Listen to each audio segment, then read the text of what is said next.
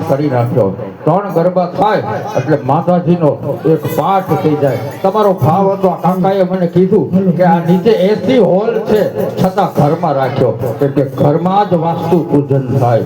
હવે પછી નીચે રાખો તો વાંધો નહીં, પણ અહીંયા માના સાનિધ્યમાં 3 ગરબા થાય એટલે તમારી બધા ઉપર માતાજીની અનન્ય કૃપા પ્રાપ્ત થાય. અને તમે પણ કેટલા બધા માને સમર્પિત છો કે બાળકનો જન્મ દિવસ હતો અને તમે માતાજીના ગરબા રાખ્યા અને બધાને ભેગા કરી અને આનો લાભ અપાવ્યો. તો હવે આપણે આ બહુચર માતાજીનો આનંદનો ગરબો છે.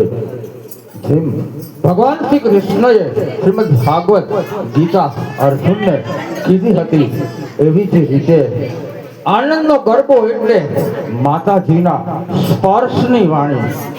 જેમ ભગવાને દિવ્ય ચક્ષુ આપ્યા તો અર્જુનને આખા જગતમાં હું અને હું જ છું એવું ભગવાને વિરાટ સ્વરૂપ દેખાડ્યું. એવી રીતે માં બહુચર એટલે શું?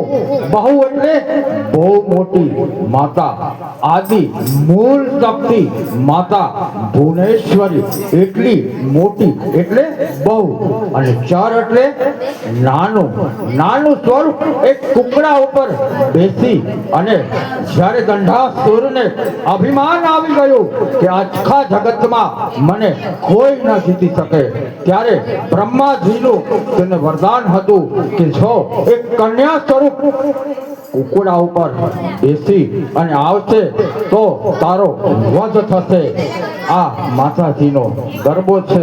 આની અંદર ભાગવત, રામાયણ અને સંપૂર્ણ જગતના જે કંઈ સાર છે તે બધું જ આવી જાય. તો હવે આપણે આનંદના ગરબો સાંભળીએ, ગાઈએ અને સાથે સાથે જ્યાં જેવી રીતે જગ્યા મળે ત્યાં નૃત્ય કરીએ, રાસ રમીએ અને આનંદ કરીએ અને આપણા શરીરને માતાજીના શરણમાં લઈ જઈએ. તો બધાએ રમજો, જ્યાંને જ્યાંથી ફાવે તેવી રીતે રમજો.